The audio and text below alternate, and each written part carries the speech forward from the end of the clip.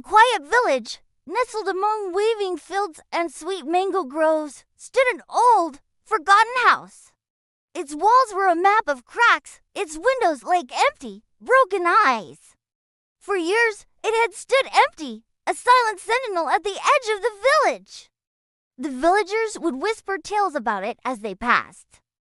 Ghosts live there, some would say, their voices hushed. Strange sounds come from it at night, others would add, pulling their children closer. And so, a single rule was passed down to every child in the village: never, ever go near the old house. But rules, especially ones wrapped in mystery, are often a temptation for the curious. And in this village, there were 3 very curious kids. First, there was Ravi, the brave and slightly mischievous leader of the trio. Then came Mina, the smart and careful one, who always thought before she leaped. And finally, there was Chachu, the funny, lovable friend who was easily scared but would follow his friends anywhere. One golden evening, as the sun began to dip below the horizon, painting the sky in hues of orange and pink, the 3 friends were playing hide-and-seek near the fields.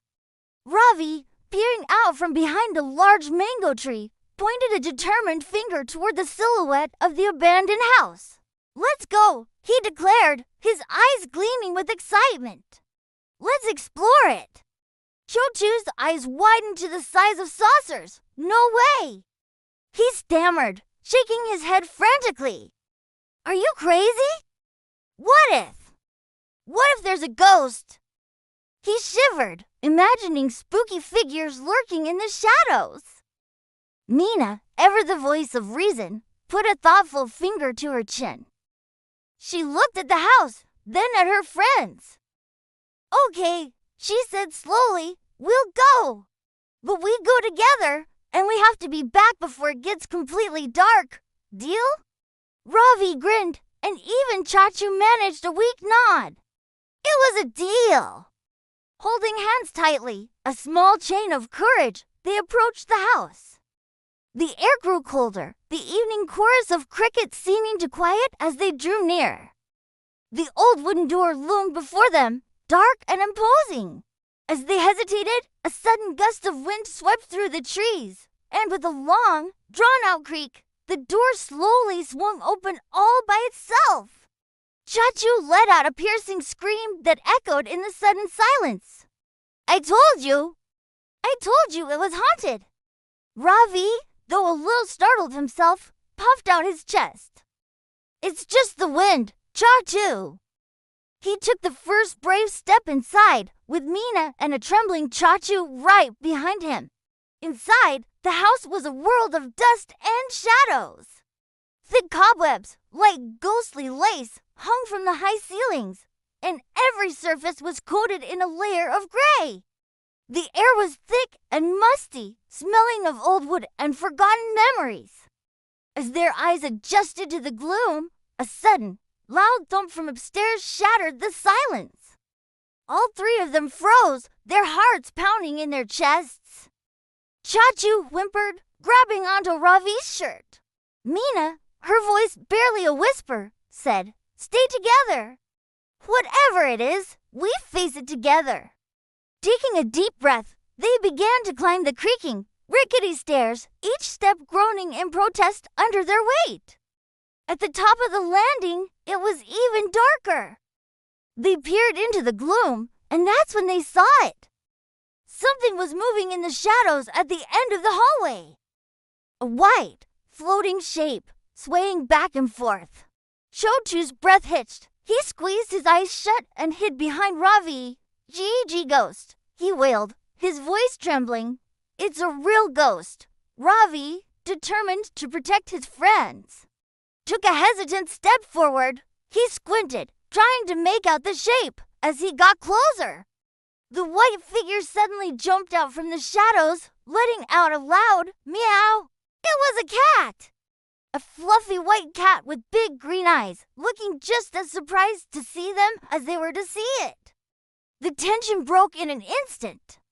Ravi started laughing, then Mina, and finally even Chachu, peeking out from behind Ravi's back, let out a nervous giggle. The scary ghost was just a little cat. Their relief was short-lived. Just as their laughter died down, a new sound reached their ears. It was a soft, faint cry coming from a nearby room. "Help! Help me!" The voice was weak and tired. It wasn't scary, but it sounded sad. The three friends exchanged worried glances. Forgetting their fear, they followed the sound to a small, dusty room at the end of the hall. There, sitting on an old chair in the corner, was an old man. He had kind, weary eyes and a long white beard. He looked up as they entered, a gentle, sad smile on his face. "I am sorry if I frightened you," he said softly. "I am not a ghost." The children stared, surprised. I live here," the old man continued. "I have nowhere else to go. I am all alone." The truth dawned on them. The strange noises the villagers heard weren't from a ghost, but from a lonely old grandfather. The haunted house wasn't evil. It was just empty and sad, much like the man who had taken refuge within its walls. The children's hearts went out to him. They weren't scared anymore. They just wanted to help. They rushed back to the village, their voices filled with urgency, not fear. They told everyone what they had found. They explained that the house wasn't haunted by a ghost, but inhabited by a person who needed their help. At first, the villagers were skeptical, but the children's earnest faces convinced them. Led by Ravi, Meena, and Chachu, a group of villagers went to the old house. What happened next was a small miracle. The villagers, seeing the kind old man and understanding his plight, opened their hearts. They didn't just offer him a new place to stay. They decided to bring the old house back to life. Together, they cleaned away the years of dust and neglect. They mended the broken windows, fixed the creaky floors, and brought in lamps to chase away the shadows. The sound of hammers and saws replaced the eerie silence, and soon the sound of laughter filled the rooms once again. The house was no longer a place of fear, but a home. That night, as the three friends sat under the starry sky, looking at the warm glow now coming from the windows of the old house, Ravi broke the comfortable silence. "You know," he said, "the house wasn't really scary at all." Meena smiled, her eyes reflecting the moonlight. "No," she agreed. "It was just misunderstood." Chachu, no longer afraid, let out a big laugh, and I screamed at a cat for nothing. And in that quiet moment, they understood a simple, powerful truth. Not everything that seems scary on the outside truly is. Sometimes, all it takes is a little bit of courage and a whole lot of kindness to uncover the truth and find a friend where you once expected a monster. Thank you for watching. And remember to look for the good in everything. Don't forget to like and subscribe for more stories.